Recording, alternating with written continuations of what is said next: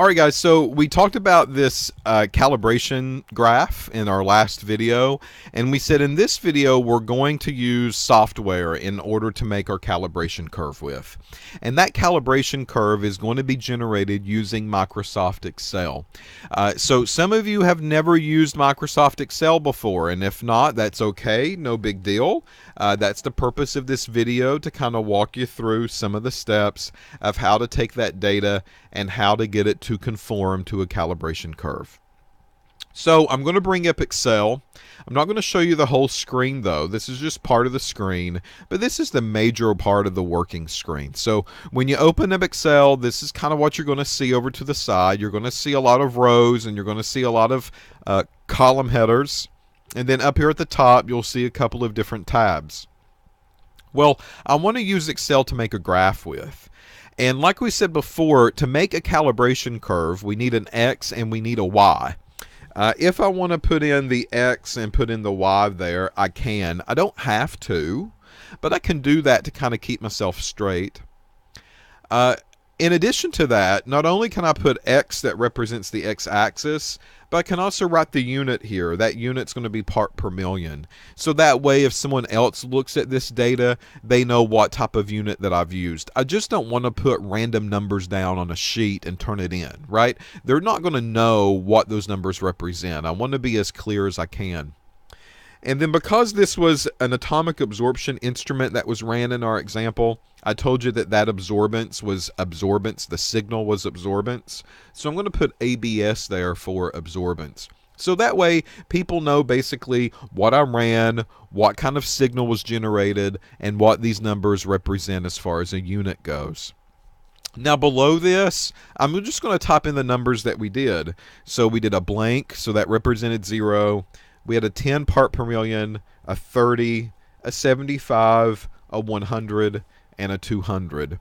And then the y-axis was 0.02, 0.51, 1.53, 3.96, 6.18, and 11.46. So those were the numbers from the instrument. I didn't do any type of calculation to get those. Those just came from the report, right? Okay, so now what's the next step?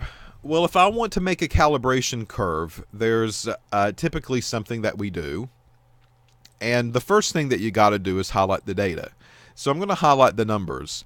Now, normally I don't highlight the column headings up here at the top, the X and the Y for part per million and ABS. I'm going to do it just to show you what it does. But in the beginning, I'm just going to highlight the number set, and that's it. The numbers get plotted. Now, keep in mind, calibration curve should be standards only. I didn't do anything with my sample, right? In the previous video, I said that we analyzed the sample, and our sample was 0.713. How does the sample compare to the standards? We just kind of estimated it there in the beginning. We said it's going to be in between 10 to 30. Notice I didn't do anything with that sample absorbance. That's not where it goes in the calibration curve. Only standards in the blank goes in the calibration curve, period, point blank, right? You treat samples separately. Calibration curves should only have standards, stuff that you made that you know what's present. That's it. That's the only purpose of them. All right, so I've highlighted the data. Up here at the top, I'm going to go to Insert. And then here under the Graph section, I'm going to see different graphs that I can pick from. And I'm going to pick this scatter plot number here, this thing that says Chart. So I'm going to choose the arrow down, and a couple of options are going to show up for me. This one just plots the points. This one plots a curvy line that goes through all of the points. This one plots the same thing, it just deletes the actual dots that are on the screen. This one, it's not a curvy line, it's more of a jagged line that still connects all the dots though. And this version is the same thing, it just takes the dots away. No more than that. Well, what I want to do is I just want to plot the points. I don't want any lines drawn yet. I don't want Excel to do any of that. I just want the points plotted. No more than that. So I'll always choose the scatter plot function that has no line. Well, I can make this graph as pretty as I want. I'm not going to go through those steps. You can play around with those settings if you want to play around with them. But I just want a calibration curve. And I'm almost halfway there. More than halfway there, really. So if I look at my points, they do look like they go in a straight line, right? It looks like there's a little bit of wiggle that happens right in here somewhere, but we kind of already determined that that was probably going to happen just by looking at our signal and our multipliers. Okay, so in order to determine how good of a line this is, these are the steps that you need to do. On the graph, you're going to click a point. I'm going to click it. And all the points get highlighted. So now I'm going to go back to any of these points that are highlighted. It doesn't matter which one I do, but I go back to any of them, and I'm going to right-click with my mouse. And when I right-click, a shortcut tab is going to open up. The option that I need to choose is this thing that says Add the Trend Line. I'm going to choose it. And over here to the side, this box will begin to appear. Notice it says Trend Line Options, and it gives me a couple of choices. We're going to talk about this in the next video. But here I'm going to scroll down, and there's two things that I want to put on this graph. I want to display the equation on the chart, and I can automatically see it shows up. And then I'm going to display the R² value on the chart. And I see that that shows up as well. When I click those two boxes, then I'm going to hit X to close out of there, and that keeps my information. Now, if it's really hard for me to see, I can always click that data and drag it anywhere in Excel or the graph of Excel that I want it to go. If I want to put it up here at the very top, I can do that. If I want to put it somewhere else so it's a little bit clearer, I can do that. You've got the option to do it. Okay, so here's my calibration curve, right? We're going to talk about what this equation is a little bit later, but I want to focus on this R² value. So I told you that most of the time this stuff is linear. Not every time, but most cases when we do stuff in a lab, we're going to get a linear curve. That's what we're going to focus on. Well, in mathematics, there's this thing called the regression line, or the least squares, that helps generate a regression line. And an R² value is called a correlation coefficient.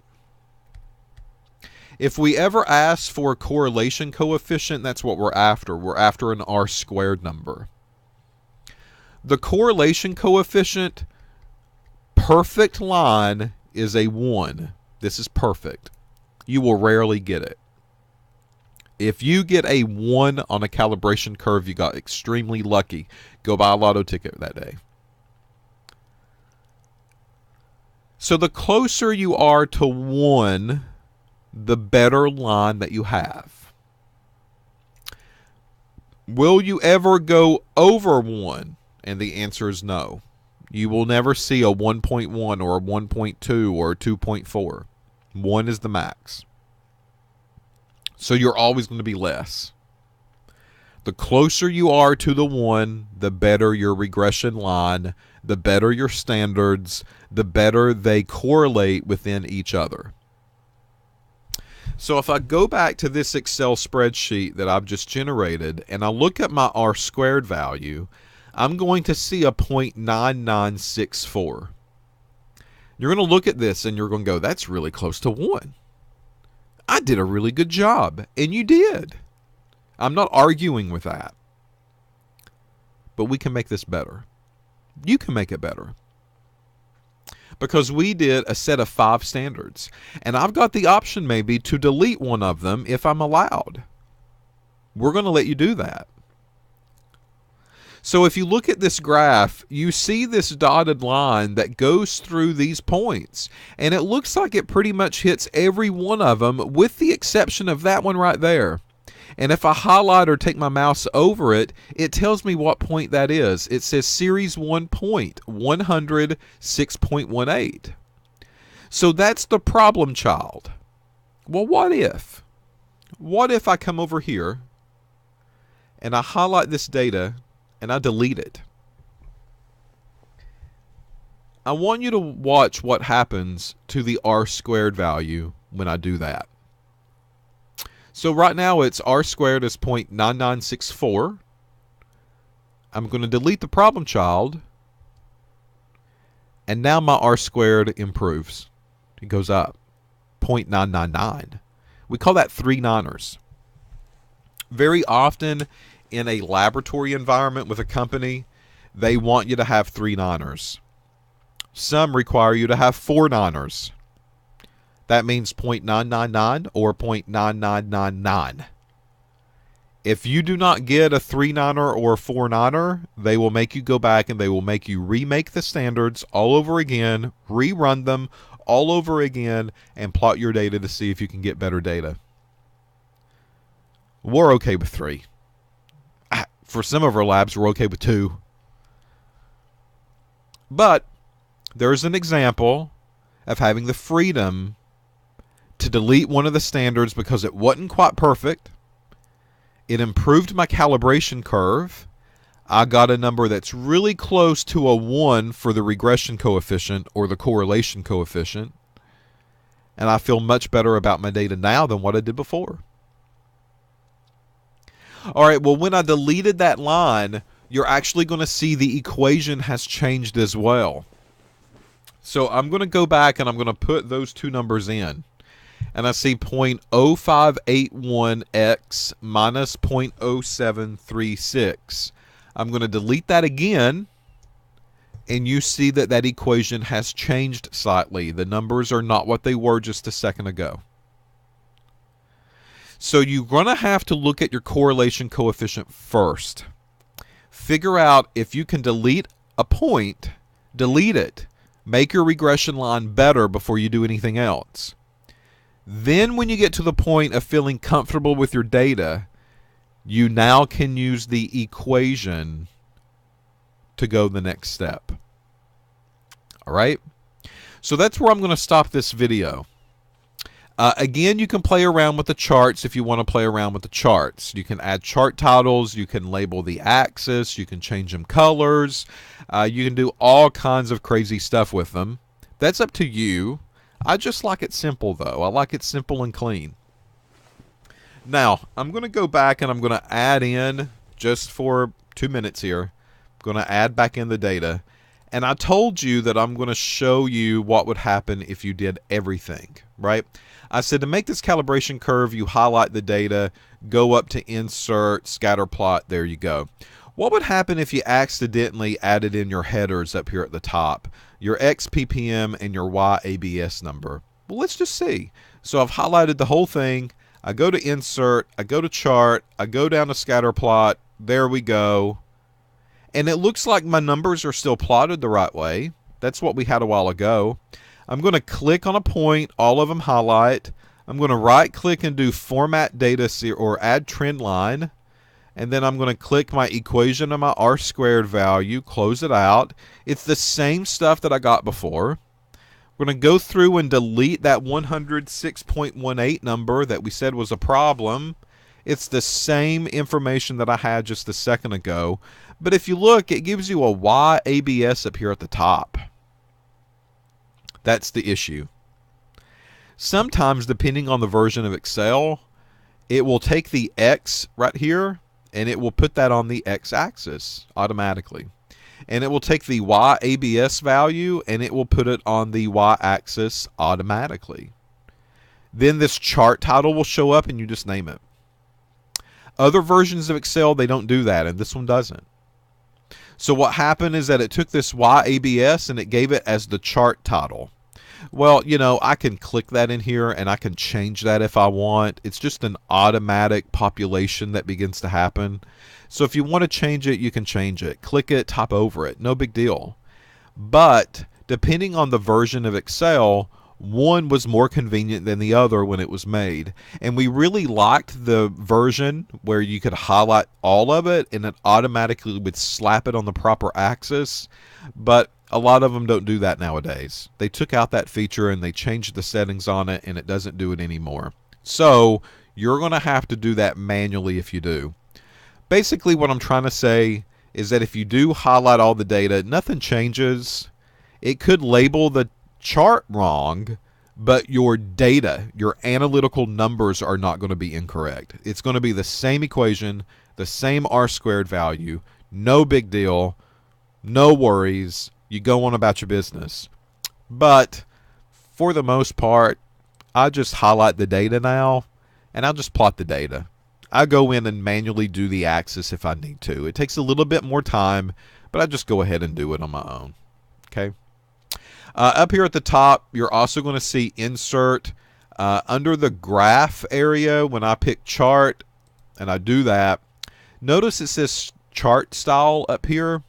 If you go over and you highlight the chart style, you're going to see it give you charts a different way. This is a very quick setting that you can do to make the chart look different, to make it look like you want it to look like for a presentation or for an analytical paper. There's just different ways for it to look. And you can be, again, as fancy as you want to be on it. But when your trend line goes on, it does the same thing. It just changes the actual font, changes the colors of the graph, changes the colors of the points that it plots. You name it, play around with it, no big deal. Again, I'm okay with simple. I like simple and clean.